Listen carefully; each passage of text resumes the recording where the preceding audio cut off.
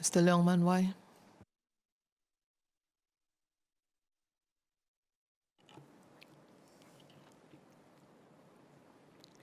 Madam Deputy Speaker, the Progress Singapore Party, PSP, supports the motion, which calls on the House to support healthcare beyond the COVID-19 pandemic and the whole of government effort in consistent and sustainable support of Singapore's healthcare system.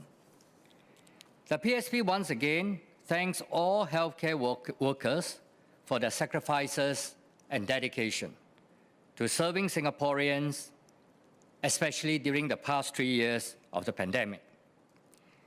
We welcome the government's move to support healthcare through the Healthier SG initiative, which shifts away from a transactional system that reactively cares for those who are already sick towards an outcome-based system aimed at preventing Singaporeans from falling ill.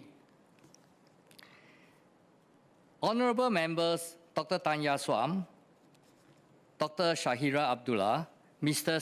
Abdul Samad have spoken passionately about grounds-up improvement involving the doctors, healthcare workers, patients, and society at large.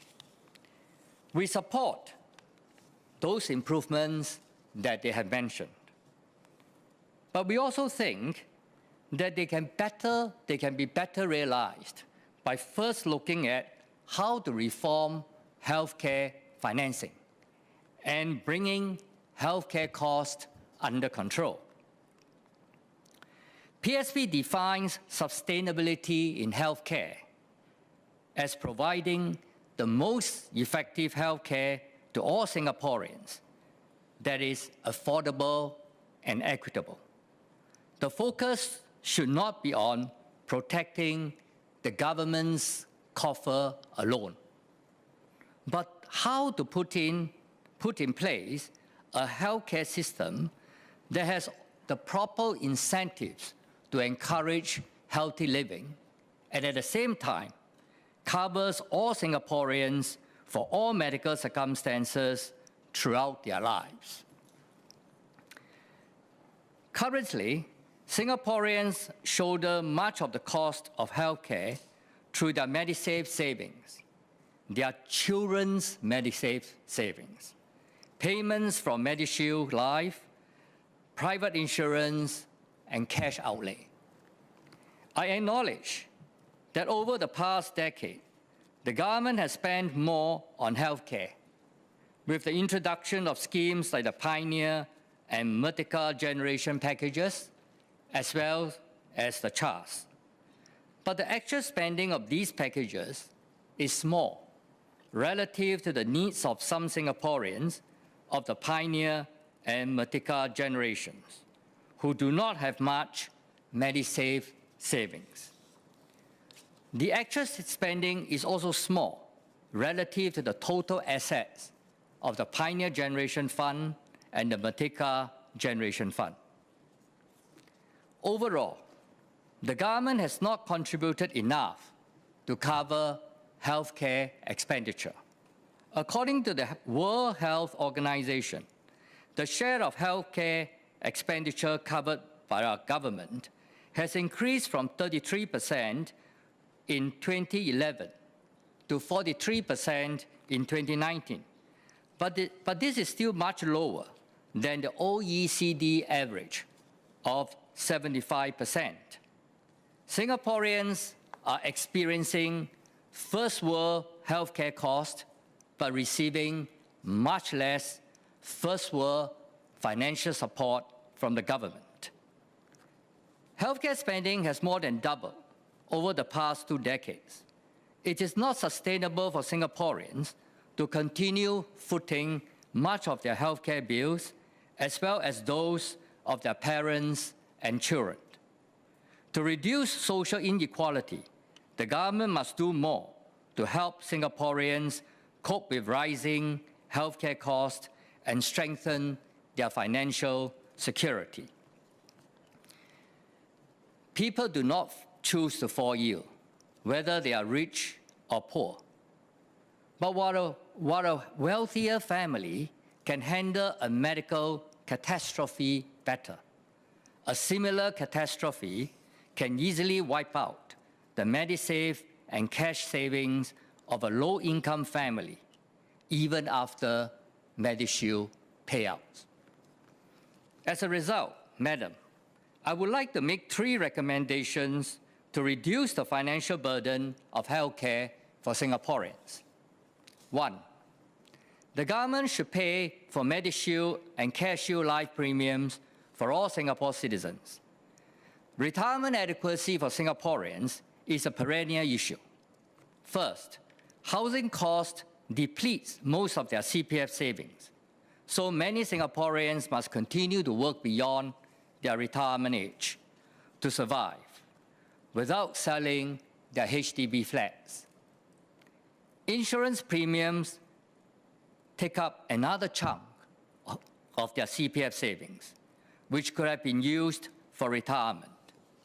In my Budget 2021 speech, I estimated that the total Medishield and CareShield premiums paid by a family of 4 up to 65 years old of age for the parents and 25 years of age for the 2 children will drain at least $110,000 from the parents' CPF savings, not including the loss in compound interest over the years, and that is at current premium levels. If the premium increases by 10% every 5 years, which is highly possible, the financial drain could be more than $250,000. In other words, if the family did not need to pay Medishield and CareShield premiums, the parents would have more than $250,000 extra CPF savings for retirement at age 65.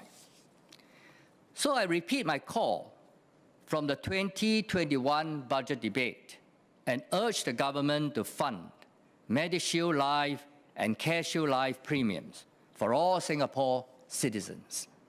This will increase government's expenditure by about $3 billion a year. But this also means the CPF balances of Singaporeans will increase correspondingly by that amount.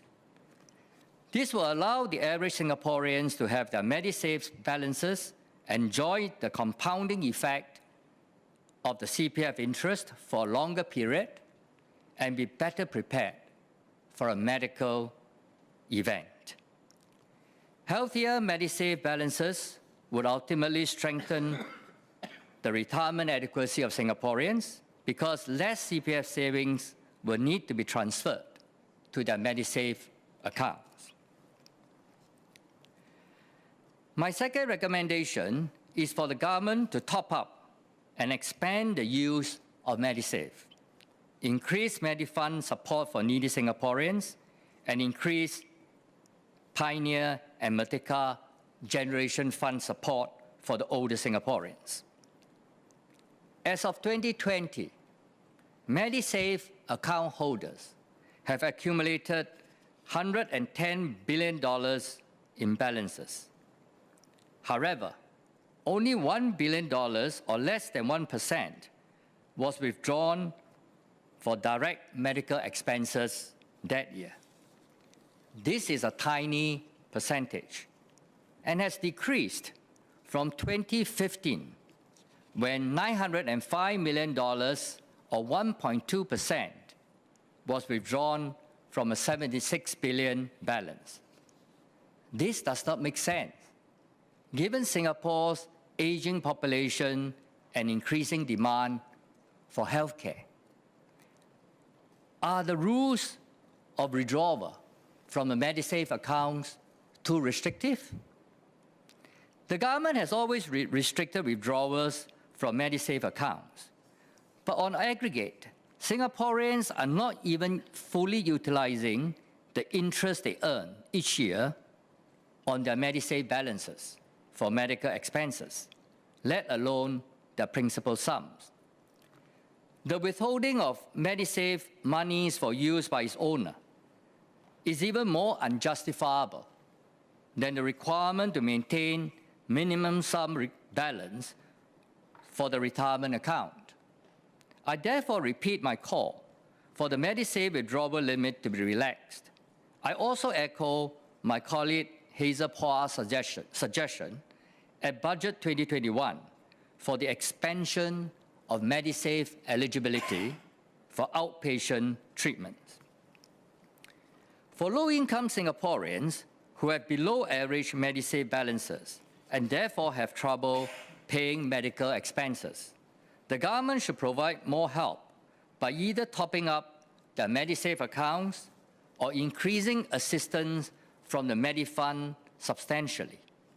Currently, the MediFund only dishes out about $100 million a year, which only covers a paltry 0.4% of Singaporeans' total healthcare expenditure of about $25 billion a year. The Pioneer and Mid-Career Generation Funds should also increase its payout to help older Singaporeans. Since 2018, the Pioneer Generation Fund has a balance of about $7 billion, but it only pays out about $400 million, or about 5 to 7% of its total assets each year.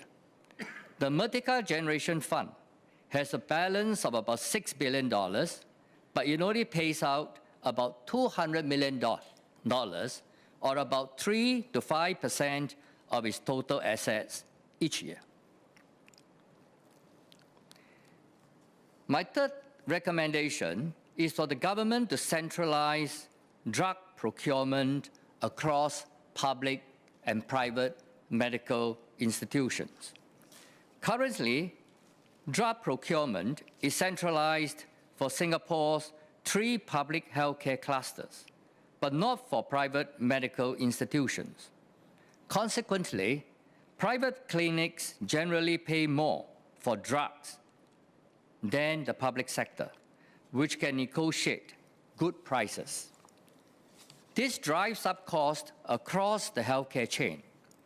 Insurance must charge higher premiums to cover higher drug prices.